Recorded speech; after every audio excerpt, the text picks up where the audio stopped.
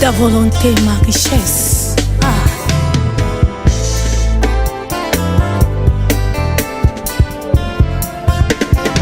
Salelanga ndengolingi, salelanga ndengoli. Bonsoir, bonjour, ça dépend na air oyo bozwi biso, mais surtout na pesi shalom na bandeko nyonso bazolanda biso. Parfaisant ba liboso landa biso, temps de la victoire et émission oyo epai wapi tolekisarango chaque jeudi à partir de 19h45 et bongo rediffusion na biso ezalaka chaque mardi à partir de 7h. Émission na biso temps de la victoire et émission oyo ya plus na caractère ya délivrance eza pour emema biso na prise de conscience toyeba bisiko tozali et puis ndenge ni diable a fonctionné en sorte que biso tozwa makoki ya koterrasser ye makoki ya kobundisa ye pour déjà koyeba ennemi na yo c'est déjà un pas vers la victoire. Lorsque muto zo bundisa ye bien malamu te ezalo pratiquement impossible pour obundisa ye malamu. Liboso na bino ezali ngai évangéliste Dieu merci Muzola naza pasteur responsable ya église Paix de Vainqueur où ezali situé sur l'avenue Yanda numéro 40 quartier 13 dans la commune d'Enjili. Bande konyoso boyebi Njili te to boyebi avenue Yanda te boyebi quartier 13 te eza facile oyekaka na quartier 1 première entrée ou encore bengango arrêt western so komi wana oyebisi bato balakisa yo ba moto to ba bis oyo ekendaka vers Sekomaf dès que balakisi yo ebisi chauffeur ya taxi akitisa yo na arrêt Yanda dès kozokita eza wana ndesika okotuna numéro 40 quartier 13 bakolakisa yo na pesi mbote na bato nyonso balandaki biso na enseignement na biso to bandaki oyo ezalaki numéro asika. Merci la yo mutozo koma makambo to te ya yo eza pour emema biso na victoire. Tozo yekola sur les alliances maléfiques. Les alliances maléfiques. Toloba ki yango une alliance c'est un pacte. Oye pa wapi muto asalaki. Et to pesa asalaki na ba esprit, to asalaki na Satan. To pesa ki biso livre ya Josué chapitre 9 verset 3 à 7. Josué chapitre 9 verset 3 à 7. To beta ki histoire nini Josué azalaki trompé na bandeko ba yaki okosaye que basala bandeko Gabaon ba ko sala une fausse alliance pour écouter qui Josué. To baki yango ke mesa ya Satan na baliara te. Soko lié na mesa Satan pendant 3 minutes au buka yango pendant 30 ans. Et yango na bena yo c'est important ozonga ne bandeko nyonso oyo bona posa ba enseignement na biso nyonso. Betaka na YouTube na yo Paix de Vainqueur TV au mona ba émission nyonso na oyo lekaki na première partie na biso oyo yaya les alliances maléfiques et na ba famille où ezo vivre mais ba famille wana bana ba alliance na Satan la musozo yebi la muso yebite et na mutu muso azo vivre ba complication na vie na ye de façon yeba te ba cause ya problème nete les ma sœur ozo la ndangai yaya ezala nzela ba alliance a salté ba alliance a molili tout semble na poto bana enseignement biso ya mokolo lelo. Seigneur Dieu de gloire, au nom de Jésus na recommander ngongo entre tes saintes mains, sois notre Dieu, viens commencer avec nous le début jusqu'à la fin. Nous menaçons tout esprit contraire à ta volonté, que le Saint-Esprit soit au centre de tout ce que nous allons pouvoir parler dans le nom de Jésus, ainsi prier. Amen. Yaya, ce que nous avons clair dans la vie, c'est le moment où tu es le maou lukanzab. Na zwe bisayo, ce qui n'a qu'à sa famille au bovandi, vous verrez vie à limitation, il y a des complications. Là, l'imoko incurable, là, l'imoko chronique. Oh, yaya zaki nango, yopozui. Maman tamboula ki bongo, yopozo vivre. Maman a bien divorcé qui yope à lire aux okele. Et okele vers divorce. Ce que monde biloko wana, yaya est important pour na yo, au téléman à prière. Il faut y avoir que Satan a voix moko, c'est la voix de la violence. Or, la violence que je suis en train de parler, et la violence, il y a le sambo, il y a la violence, il y a la prière. Comme ça, il y a Ephésiens chapitre 6, verset 12. La Bible dit nous n'avons pas à lutter contre la chair et le sang, mais contre les dominations, contre les autorités dans le lieu céleste. Il faut y avoir que tout le monde et makambo zo monde zo compliqué vina yo et kende ka boité et il faut tellement la prière. Mais prière, ça va bien lorsque l'on a délivrance. Ce qui m'a délivré, c'est à cause de la terre. Parce que le combat spirituel, après avoir que la délivrance. Voilà pourquoi vous êtes chrétien, au Banganzam, aux chrétiens, au Sambela, aux quatre églises locales. Mais ceux qui ont délivré, au vivre via malongate. Et le coup là, aux Katcher, le combat à Goldberg, à John Cena, aux Azamakas. Mais à se retrouver liés, soit liés. Yonanga ya to betaye pourquoi pas kangiye mutu aza délivré taza mutu a vivre maza lié azo vivre maza condamné to bandaki sur les alliances maléfiques. Par définition, une alliance maléfique, c'est un pacte qu'un être humain conclut inconsciemment ou consciemment avec le diable. Nabandeli, une alliance maléfique, c'est un pacte qu'un être humain conclut inconsciemment ou consciemment avec le diable. Seigneur le Seigneur, lorsque Moutoua sali alliance na Satan, alliance na ba démon, à vivre vie et sengoté na bomo inaye. Oko sala alliance na Moutou, oko révoquer, oko boyanwango, na saka alliance na boyango. Mais faire une alliance avec les esprits, o lingo lingate yo, na descendance na yo, bo souffrir. Dans l'histoire, il y a Ève na serpent. C'était Ève qui a conquis l'alliance avec les serpents, mais l'élo. La descendance, Seigneur, soit et à moi si. Biso tout aux sibir. Ou et pas wapi Ève à Salaki et l'ongo na serpent. La deuxième, tolobaki na biso, comment tu dois savoir que tu es dans l'alliance maléfique. Pour te définir, il y en a un, que l'alliance maléfique est l'alliance où tu as conclu na Satan inconsciemment ou inconsciemment. Tu comprends tant que tu quittes la carte. C'est pardon. La deuxième des choses, tu peux expliquer nengeni okoyeba ke on alliance na Satan. On alliance na ba démon, oyeba mon nengeni. Pour battre sous vivre ba problème, il y a spiritualité, ba complication, mais na ya zo yeba te ni ne sali ke makambo zo vivre comme il a. Et cause parfois alliance oyo conclut na démon, ou conclut na ba esprit. Na kati enseignement oyo to kotalisa yo en sorte que Zambe ya lola afungolo miso voit le kweya au découvrir bisika nini mabeto pe cause ya makamuna yo et vandi. Comme la Bible dit, vous connaîtrez la vérité et la vérité vous rendra libre selon Jean chapitre 8 verset 32. Ndenge nyoko yeba ke famille na yo to yo wana kati ya ba alliance maléfique. To peki ba signe ebele. Signe liboso to lobaki lorsque osa faible liboso a péché. Osa faible ma soeur, au sambelaka. Mais aux faibles liboso impudicité, aux faibles liboso malade, ya mouibi, aux faibles liboso ya lokuta, aux faibles on a capacité à quoi abandonner.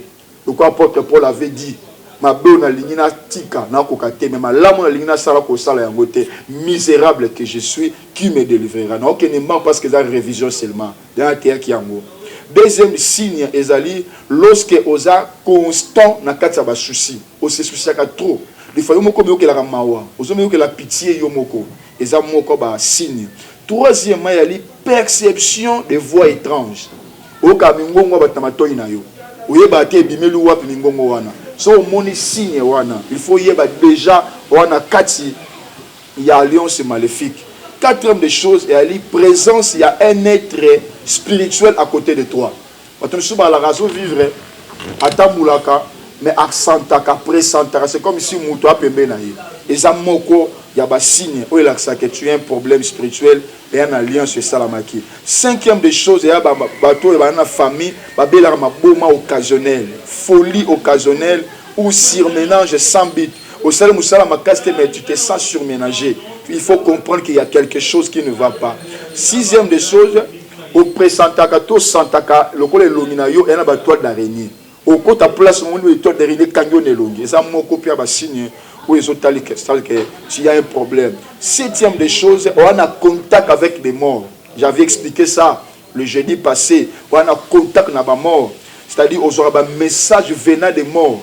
Au moment où on a Koufaki, après c'est un message. Après on a Koufaki, c'est un likamoutel. Et ça, mon collègue, c'est un lion, c'est un mabé. Huitième des choses, intronisation.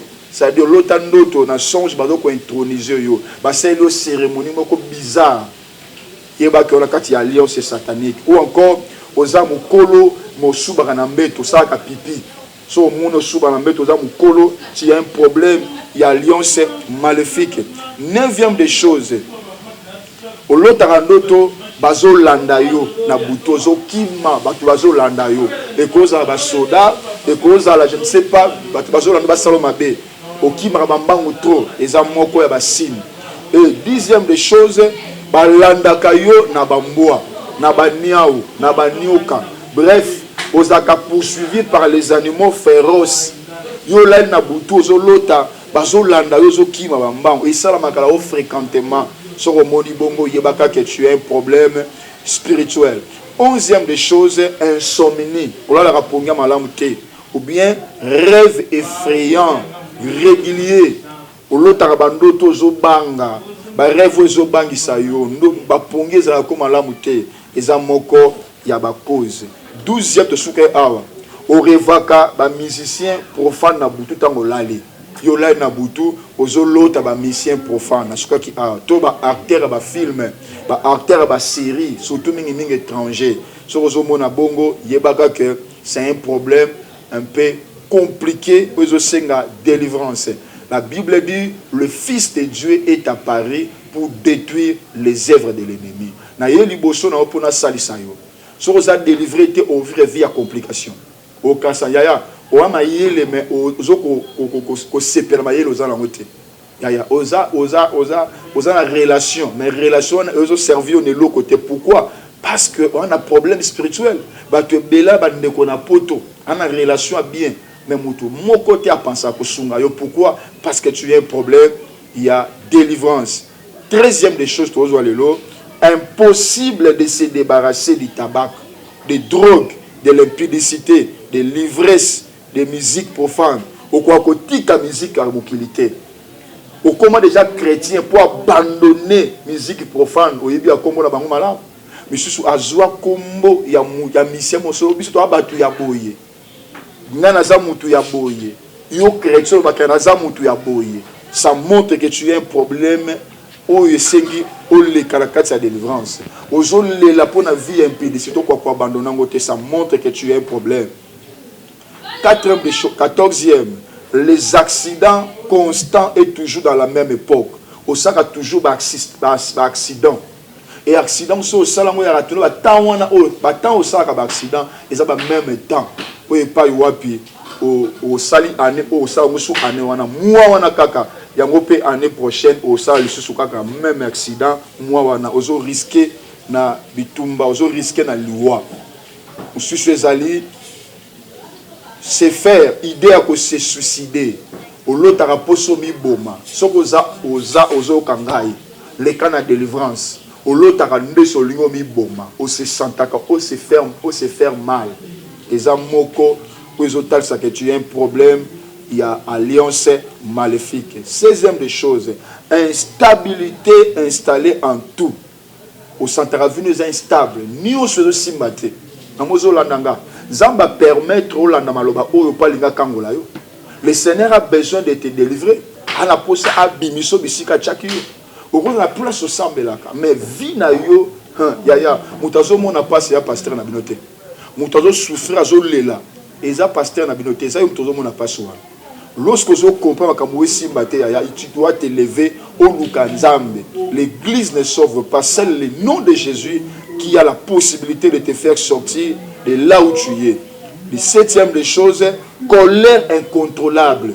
Oza muto yo soko siliki oyebarate osala makambo eza bizarre kwa ko maîtriser kandate. Ya tkana bisayo. Bato nyoso bana colère incontrôlable.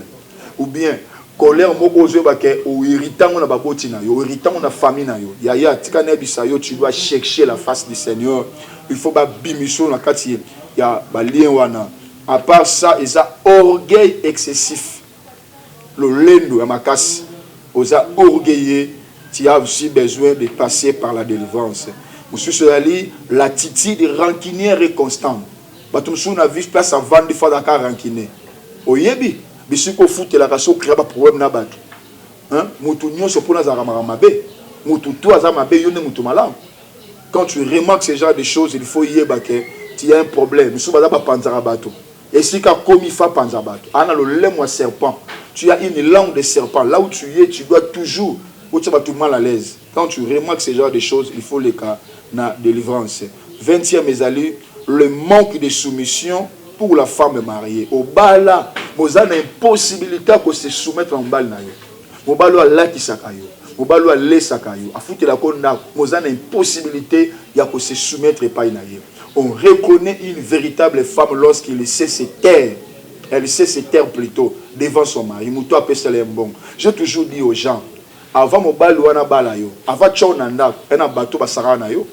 Et un bateau yo babimano basundula yo musu pa boki so mona tiki yo mais o ya ju abali yo wana o ya ju acho na ndako azo se soucier yo lia lorsque vous manquez ba respect quoi qu'on respecter te comprendre que tu as un problème sérieux et tu as besoin de passer par la délivrance na funguli parenthèse musu bazala bana famille ba konzi bona famille ba konzi famille mo konzi a ko respecter moralité bona famille ba tanfumu bona famille ba roi ba reine aux en impossibilité otika la soumise et pas ya mobali oyo a chona ndako to apeseli yo mbongo. Mususu ezali mariage tardif ou limitation dans les prédotes. Ba mususu bazawa bino nyonso baza limité na prédote. Donc boa makasi na ko prédoter mais bokomaka na dot te. Ba pesa bino ka pouvoir ya ko prédoter. Yo do prédoter na yo. Mais d'autres ko doter te. So remarquer ma sœur Rosa. Bois ma casse na ko prédoter babala binoté ya tu dois passer par la délivrance banda bazwa facture na yo mutazwa facture avanda na yo oma boki sobana musu pa sundula makambango atika yo musu la limite après d'autres ya comprendre directement il y a un problème sérieux ou il va na kata makambo na yo to boana basala bolingana mobali bo 8 ans yo azola ka ba va na 6 ans na 6 ans na batiki yo o musu ya yo 4 ans atiki yo la relation élastique sans cas de canissi. Quand tu remarques ce genre de choses, c'est qu'il y a quelque chose qui ne va pas. Tu dois passer en délivrance. Je te présente Jésus, celui qui est capable, excusez, de te faire sortir de là. 23e ezali, le foyer instable. Libala nabino o est instable. Libala est vandaté. Vous avez une instabilité macasse. Couple est instable. Le lobo soigne. Le lobo soigne. Le lobo discuter. Il y a des couples à quoi vendre 3 jours na kimia. Bandika, bando soin, bandiko fingana. Il y a so moni bongo, il y a quelque chose qui ne va pas. To saliso na prière en sorte que obima na bisika wana. 24e chose ali, la stérilité. La stérilité aya. Ozo kwa ko concevoir te, o kwa ko simba mwana te. Ezape moko, ezarape moko ya ba alliance. Mususu ali disparition mbongo. Obungi sambongo trop zolanda ngai. Wa makasi na obungi sambongo. Et puis ba mbongo ba grand montant. Hein? So moni bongo yebaka que za moko pe ya ba alliance. Mususu ali échec répété. Échec to boyité salamaka. Échec ko comme dans la vie. Au mona au salma comme so simbi to zo échec. Mais laisse-moi te dire, mais so échec est commis à tout moment. Au kuya kaka yo bala boya ko kaka. Yo commerce kuya kaka. Yo monge kufa kaka. Comprendre qu'ils ont un problème sérieux. 27 et le manque de faveur. Yo manque de faveur. Yo bolam. La Bible dit le bonheur et la grâce m'accompagneront tous les jours de ma vie. Mais pourquoi toi tu es chrétien, la grâce, la faveur ne te comprennent pas. Ça montre que tu as un problème. Lorsque mon arabolam te place au kendak, on trouvera faveur te. Yo place aux alliés, faut pas camber c'est compliqué. Mais si tu es le conflit camber bien, aux yo kangai. Banda fianso na linga yo musani ekufa. Katan bo lingani makamune pe baby. Oyebi bando zo mwasi wa makamba via na beba. Tant que vous remarquez biloko wana comprendre que tu as un problème. Parler un peu deuxième point na biso na tangeli yo yangwana. Ba signe na pesi biso et ba signe do talisa biso que toi na kati il y a alliance maléfique. Troisième point maintenant. Comment peut-on entrer dans une alliance maléfique? Au côté de alliance maléfique au côté de l'âme sud de Ozana 4. Au côté de il faut que nous avons deux sortes, bien deux types d'alliances maléfiques. Tu as l'alliance maléfique volontaire et puis les alliances maléfiques involontaires. Les alliances maléfiques volontaires, les alliances au moto, ami koti sami na misala na emoko. c'est-à-dire na yemo ko ba acte o ya posé makambo ya salé yango ne côté sakati alliance à côté. Mais les alliances maléfiques et involontaires eza yo yebité au botami déjà on a kati alliance o mi yebité non mi côté sinango batu mingi bana makambo bana place c'est-à-dire mi yebité il est déjà dedans dans une alliance ami yebité poser question et pas de Bonabiso Moïse pourquoi tu es esclave avec Bissau ce n'est pas moi. Ce sont mes parents qui ont été des esclaves. Et moi, je suis né dans l'esclavagisme. Na botamini akata esclavagisme. Il y a déjà, à botamini akati déjà, il y a des alliances maléfiques. Donc, premièrement, les alliances maléfiques involontaires ou bien inconsciemment. Au quotidien, involontairement. Il faut y aller d'abord. Il y a des alliances maléfiques par héritage. C'est-à-dire que parents et grands-parents sont déjà. Parce que l'alliance na Satan. Et tant que vous avez alliance maléfique. On peut sur exemple, il y a Ève. Ève a sali alliance na nioka. Liambu maoyo. Okoma lokola nzambe. On a ngano tozate. Tobotamite. Mais lorsque Ève a zoli ambuma, biso nyo sur ton côté na génération. Il y a Ève, parce que tu vois qu'il n'y a pas de Congo, il y a pas de plutôt. Tu dois vivre directement où ils allaient, le loco Ève à vivre. Il y a le Seigneur. Alors, tu as na vie bazaboye, hein, ba contacta Satana, na mabota na biso pour na pouvoir. Na salle de défense en Euromoa mobile na niveau Belgique a bengengai papa na za ministre a kota ba loge. A kota ba loge a sacrifier moi na ye. Donc, tout le monde à cause de la soif à pouvoir, à cause de la soif à leadership, pardon, à cause il y a un terrain personnel, à cause même toute une famille, il y a alliance où ils allient diabolique et maléfique. Donc, tout le monde na vie na moka, ça va pêche, ça va élevage, ça va pouvoir moko satanique. J'avais prié pour une sœur, papa va qui pêcheur. Tant que péché, à ça alliance na sirène mai. Et sirène mai ça qui est luké là moi no moko opesanga ye. A ça qui est moi na ngali boso, on a ko bota no kabelo ye. Sirène apesa na kombo. On bota na kombo na télévision te, o ko pesa moi na ye. Tant moi na botami, papa pesi comme maman boy comme maman bité comme le comme mabe.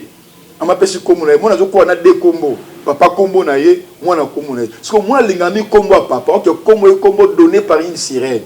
Et qui na délivrance ne to benga na esprit wana habité, ngaite tatani mtakabela ngai. Taya tikana bisayo. Tikana bisayo. Ko vivre na batalo lenge o na vie sans passer par la délivrance, tu dois souffrir. Tu dois souffrir. Il y a des gens akena kokota makambo na ye et yondo comme victime na makambo akena kokota. Deuxième des choses, il y a des gens parents sorciers. Papa na yo zandoki, maman zandoki, grands-parents zandoki. Lorsque vous vivez, lorsque vous êtes né chez un parent sorcier, il faut y aller directement. Tout sorcier a conclu sa alliance na Satan. Et lorsqu'il y a une alliance entre ton père et sataniste, pour vivre la complication. Voilà pourquoi c'est important pour toi de passer par la délivrance. La délivrance est très importante. Oyebi état de ma papa na ote ni abandeko na ni aboti na mikolo ya likolo oyebi te na sala délivrance na ndoromo moi si libanda mboka na Suède ndeko wana asa na Suède mais amilota ka na village amimona ka na village tant on a prié pour na ye mutu akati na ye grand papa na grand père na ye akufa kala même ye na botamite alors il a kota rabana nion sur la famille oyo na nzela ya kombo nanga abiso opesika kombo nanga donc kombo na yazaki nango aboti mwana waza nango o babote ba na kombo sko kombo est comme une porte d'entrée mosto te abino a sur les noms pour comprendre et le nom a constitué une porte d'entrée pour cette famille et c'est comme ça que les choses étaient compliquées dans la vie de Kouana. J'avais chassé cet esprit et esprit wana atikaki zoto ya mwana mwasi wana mususu ali bobotama na famille ba famille ba mandona ozolanda ngai famille ba mandona famille ba tanfumu famille ba nganga ya ba féticheur ya ba nkumu ya ba chef coutumier ya tikana bisayo lorsque tu es né dans ce genre de famille, vous allez vivre des choses compliquées. Les choses compliquées, je te dis. Yaya Zamba interpellé. La Bible dit, si vous avez entendu ma voix, n'endixissez pas le cœur. On a famille à chefferie, d'aba konzi. Yaya, ils a pas si pour misamoto. Ils a pas si pour mon clair. Ba beto li sola to ke na mboka te. Mais tata na bina yebi sayo. Maman bina yebi sayo ke. Toi na famille à konzi. Famille à chefferie, ya ba mfumu, ya ba mandona. Hein? Ou bien maman so sœur zo na ngai, frère zo na ngai, maman bina za ka mandona na mboka. Et lelo bona famille à bakonzi tikana bisayo bandeko wana bazo construire une porte d'entrée lokola un pont avec le démon. Et ce pont là à tout moment sous va se confesser va traverser bino et vous allez vivre des choses compliquées. Il y aura des successions de morts, sacrifice parce qu'il y aura l'hôtel où on réclamera toujours il y aura des disparitions de l'argent. Il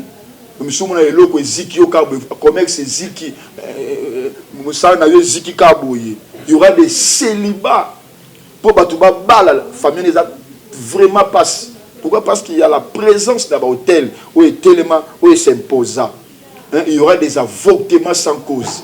Aux usines nous avorter puis avortement et ça va trop sur au Bali.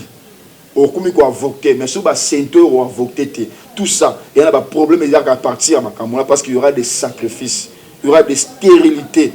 Il y a souka pour terminer ba famille monsieur ba famille ba mêlé ya ba kifumu il y a ba kodia mususu donc on vivra na kodia mutu wa pesa mbongo il y a celle la famille donc yé azo travailler binonio se boza censé ya ko lele pai na ye ya ko senga mbongo e pai na ye ya soko tangi classe na mbongo en kodia ça y a au lien au va na famille au lien mbongo en kodia tu dois passer par la délivrance. On avait prié pour une grande sœur comme ça. Noko atangi saye, c'était un occultiste. Ya yebate, noko atangi saye, a foutele ba classe, tangwa silisi, sœur azo balarate, azo li balate, a santaka mari de nuit, so lali pongi, azo senti bazo coucher na ye. OK ki noko na ye, bon azako pesa ye et si a balaka na buto. Il y a des choses que nous parlons totangi angote, mais ce sont des choses on a vécu ça lors de la délivrance. On a vu ça. Mais ce sont des réalités qui se font sans que même moyen. Ce que liambonga mutakodia, bona mutumo yeka pelaka. Comment la famille mutumo ka pela. Yende ka fa mata. Subo la poser lobo ke vanda boke zo pa na ye. Il est en train d'utiliser vos chances, utiliser la faveur que le Seigneur vous a donnée. Et ça, c'est l'alliance maléfique. Oui, pas y monde à ténèbres, azo kotisa ba vie ya bato abele. Soit bengaka o lupemba, basalo système lupemba. Soit loti na butu, balakisi place mbongo ezali, mbongo tel, ba bomba mbongo ya famille, ya chose na ngo bimisa. Là c'est ozo détruire famille. Wana moi somora mbongo akala. Ozwa mondeli ba orienter parce que nous avons moi mon église a ko bisangai mama bongo azana mbongo mo ba orienter kai na butu qui déplace tel au mon mbongo tel a ke pas jo moni mbongo tout ça c'est très satanique ezali ko sala ba alliance na ba démon et puis là et ko déstabiliser vie na yo. Voilà pourquoi yaya je te prêche Jésus, la seule personne qui peut te sauver, c'est lui qui te tend la main ayisa yaka yake pa na ye. Toi, on a posé la pona yo. Nzamba ça la sorte que ouvre le boko nzamba. Nazo prier pour yo. Seigneur, au nom puissant de Jésus, n'a déclaré bouya nzamba et se communiquer dans la vie à moko na moko et que ta vie soit libre dans le nom puissant de Jésus-Christ. Amen. Tu commis na soukayaya que le Seigneur te fasse grâce. Sous makambo to teyi, makambo to lobby, osa concerné nango. Na numéro na biso ezana benga biso to orienter comment ko sala po contact na biso na numéro 1. Merci beaucoup na pesi mbote na caméraman na ngana sima je viens sur le bas que le Seigneur le fasse du bien que balandi nyoso zamba pambola bino so za na posta la prière lingo prier na biso nzela WhatsApp il y a des gens qui le font pour commettre biso ka prière na numéro ezana C to code sa yo sinon to kutani jeudi prochain à 19h45. Merci. Bye.